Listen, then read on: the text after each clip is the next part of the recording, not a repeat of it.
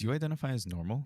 I think it's an interesting question to consider because there's a lot of talk about going towards a some sense of normal, and it's actually a little bit odd if you think about it because there's so many people around, there's so many people on this planet, and it's almost difficult to understand where that meter stick of normal really lands.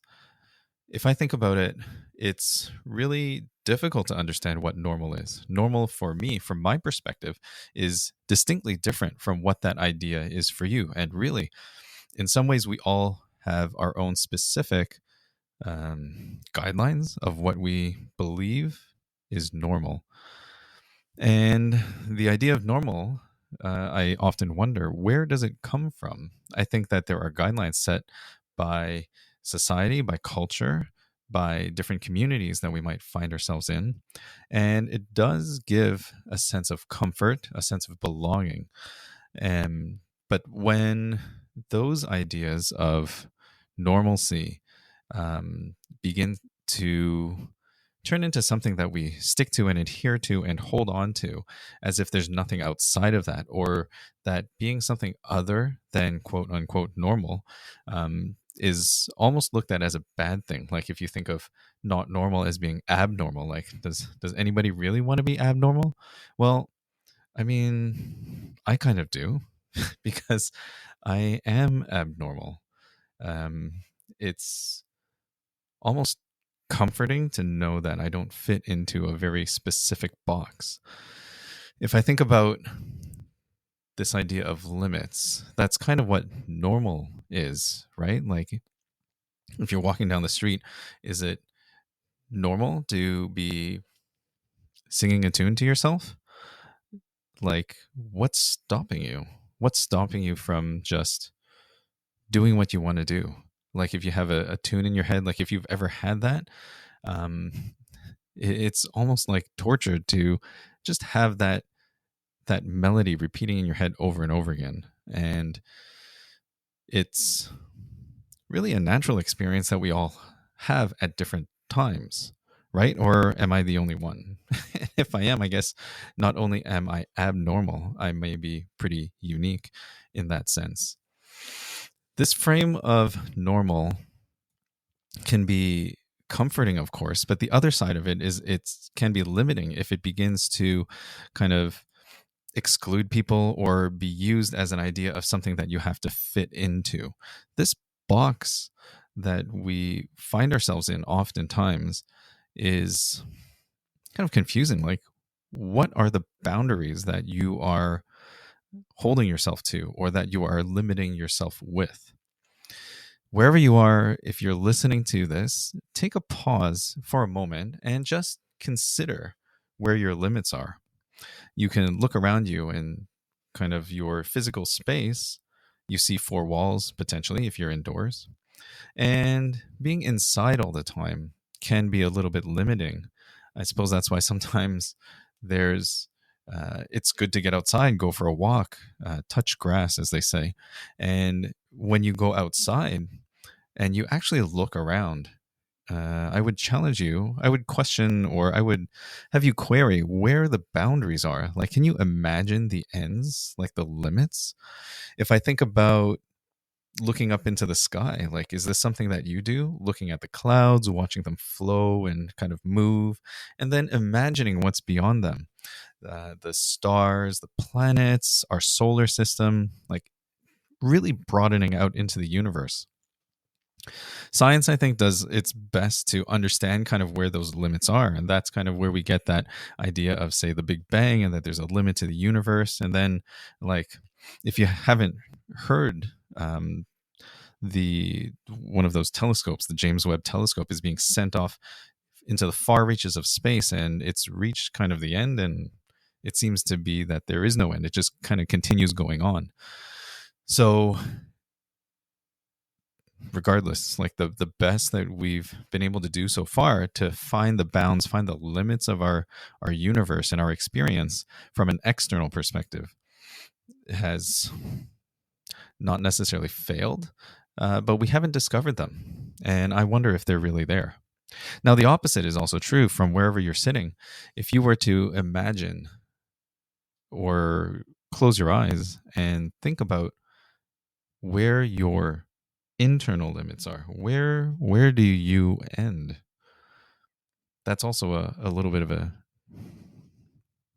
difficult thing to consider, because you can imagine all the different experiences that you've had, and kind of like sitting there, depending on how old you are, could take years and years if you were going to just go back and explore all of that.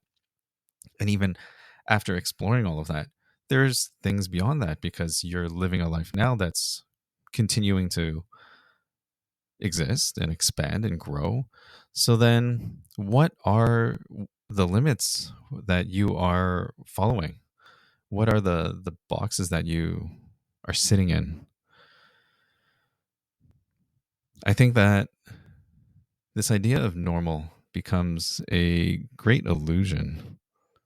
And for whatever reason, many of us become bound by it, almost to say that if we step outside of that, we could be in danger.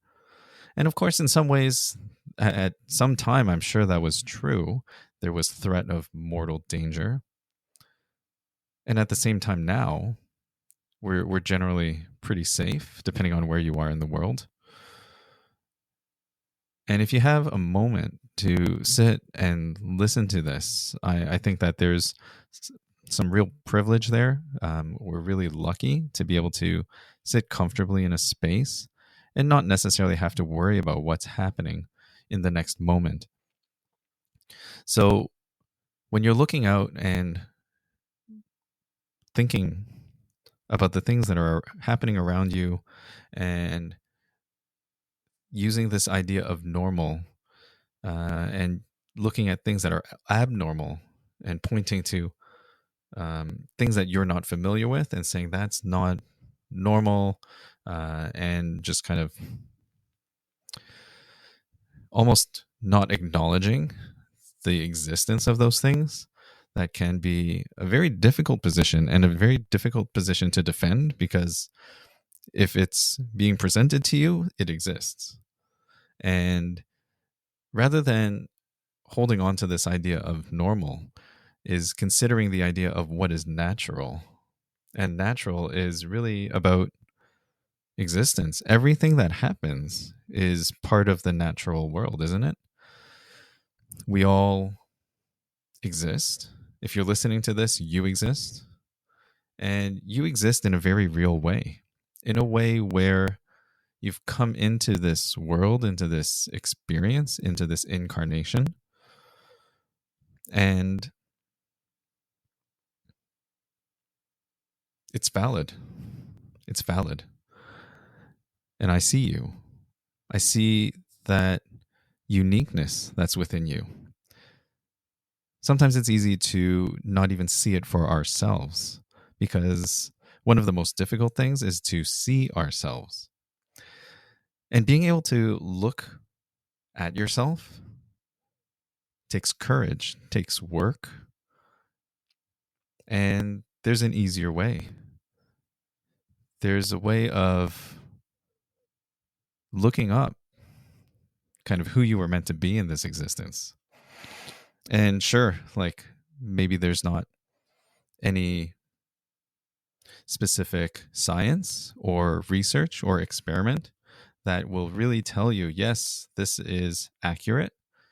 And I think that comes back down to the idea that when we're looking at science and averages and trying to understand what's normal, we really wash away the uniqueness of our individuals.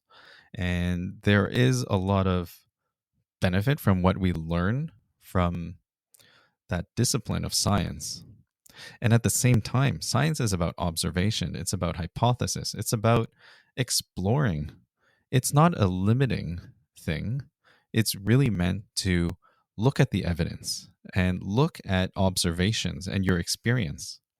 If you can look at your experience and understand what is naturally occurring for you, you may be better able to look at yourself and recognize all of the things that are naturally occurring for you, which is to say, you come into this world with a unique set of gifts, a unique presentation, a unique way of navigating through this world and through this experience.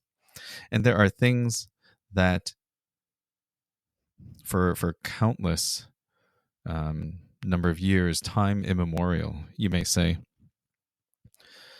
where your date of birth and time of birth and all of these things are linked and can tell you, almost like having your fate or your destiny written on a page. And that's almost where I like to think of human design as coming in and giving you a blueprint, something to look at and compare to. And having that on paper doesn't necessarily mean that your destiny is fixed. It's not that you have no choice. It's not that everything is determined. Because one of the things that I realized once I understood my own design was that I had the free will, the choice to make decisions that were counter to my design. This thing that lays out the best way for me to have an experience and to live my purpose and to have the biggest impact in the world. I had the free will to ignore all of that, as do you. If you're listening up until this point and thinking like, oh, this is all just all made up, and really, like, if you felt like you've wasted your time, I can understand that. And you may have also spent a lot of time soul searching, looking for answers, looking for what is really right for you.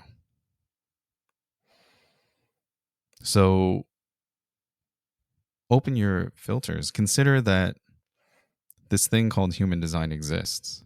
And you may find that there are some very intriguing and deep revelations that you could find from it. And this is really like a study of one, an N of one study, because this is what uniqueness and individuality really is. You are here to exist in your own space, in your own light, and human design will show you the way. So take a moment, reconsider your idea of normal and where it came from.